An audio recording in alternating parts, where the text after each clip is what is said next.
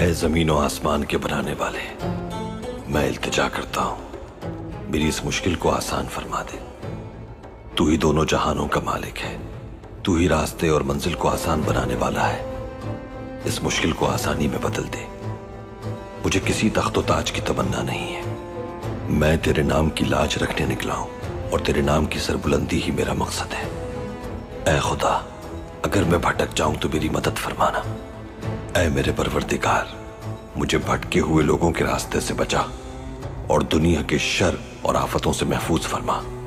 شیطان کی پیروی سے بچا اور ذلت کی زندگی سے میری حفاظت فرما۔